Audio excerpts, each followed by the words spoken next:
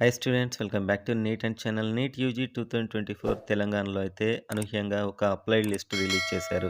ఎందుకంటే యాక్చువల్‌గా merit list, provisional merit list ఇయ్యాలంటే అన్నీ క్లారిటీ ఉండాలి. కొన్ని లేవు కాబట్టి నాన్ లోకల్ అని ఒకటి, ఎన్‌సీసీ వాళ్ళదొకటి లేవు కాబట్టి దీనికి సంబంధించి ఒక అప్లైడ్ లిస్ట్ అయితే ఇచ్చారు.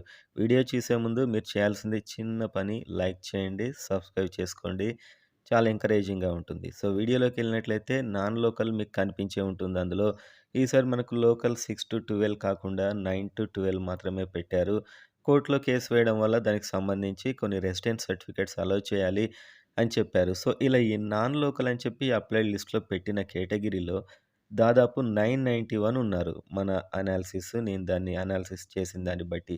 991 మెంబర్స్ ఇలా నాన్ లోకల్ అంటే వీళ్ళు ఐదర్ 6-12 తెలంగాణలో, ఈ 9-12 తెలంగాణలో చదవని వాళ్ళు. 9-12 తెలంగాణలో చదివితే మీకు లోకలే ఉంటుంది. సో, ఇలా కాకుండా వీళ్ళు తెలంగాణలో చదవలే. 6-12 కేటగిరీలోకొస్తారేమో మేబీ 6, 7, 8 ఆళ్ళు వాళ్ళ పేరెంట్స్ యొక్క రెసిడెన్స్ సర్టిఫికేట్ మనకు పాత పద్ధతిలో ఎలా ఉండేదో అలా. నాన్ లోకల్ అనే కేటగిరీలో 991 మెంబర్స్ ఉన్నారు. సో, ఇది కోర్టు తీర్పు కూడా ఉంది.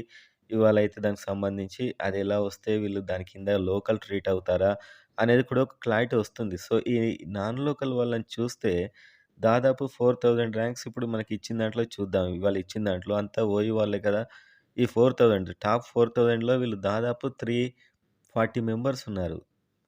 వీళ్ళకి ఒకవేళ 6-12 అలో చేసుంటే ఓపెన్‌లోనే కట్ ఆఫ్ చాలా భారీగా పెరిగి ఉండేది. సో, ఈసారి దాన్ని నాన్ లోకల్ అనైతే ప్రెజెంట్‌గా పెట్టి ఉంది. నాన్ లోకల్ అనైతే ఉందది. సో, దానికి సంబంధించి లాస్ట్‌కి మనకిప్పుడు నెక్స్ట్ ప్రొవిజనల్ వస్తుంది. మళ్ళీ ఇంకొక మెరిట్ లిస్ట్ కూడా వస్తుంది. సో, ప్రెజెంట్‌గా ఇచ్చింది ఓన్లీ అప్లైడ్ లిస్ట్ మాత్రమే.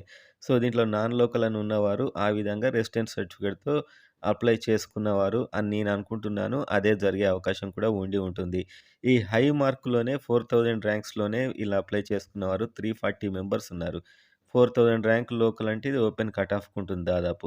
సో, అంత అండ్ ఇంకా రిజర్వేషన్‌లో ఇలాంటివి చాలానే ఉండవచ్చు.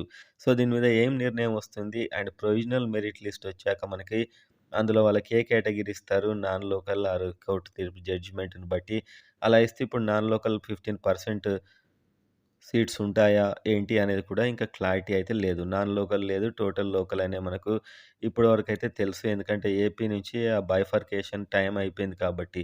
సో, ఇప్పుడు నాన్ లోకల్ అంటే మరి ఎలా ఇస్తారు? సో, లోకల్ అంటే ఇప్పుడు ఈ 991 లోకల్ అవుతారా? అసలు వీళ్ళకి ఛాన్సే ఉండదా? అనే ఒక చిన్న క్లారిటీ అయితే లేదు. ఒకవేళ వీళ్ళకి ఛాన్స్ ఉంటే కట్ ఆఫ్ మీద ఇది ఇంపాక్ట్ ఖచ్చితంగా చూపిస్తుంది. ఎందుకంటే 334 ఓపెన్ కట్ ఆఫ్ రేంజ్‌లోనే ఉన్నారు. అంటే దాదాపు వీళ్ళ వల్ల కట్ ఆఫ్ ఒకవేళ ఈ 6-12 గనుక ఇది లోకల్ యాక్సెప్ట్ చేయాలంటే కట్ ఆఫ్ పెరుగుతుంది. లేకపోతే తగ్గుతుంది. సో, ఆ విధంగా ఉండే అవకాశాలైతే ఉన్నాయి. ఇది చాలా ఒక ఇంపార్టెంట్ కాన్సెప్ట్ అసలు నిజానికి. సో, ఈ నాన్ లోకల్ కేటగిరీ అనేటువంటిది. సో, ఇప్పుడు నేను ఒకసారి అబ్జర్వ్ చేస్తూ ఉంటే దీన్ని చూసాను. అండ్ కామెంట్స్‌లో కూడా ఒకరు పెట్టారు.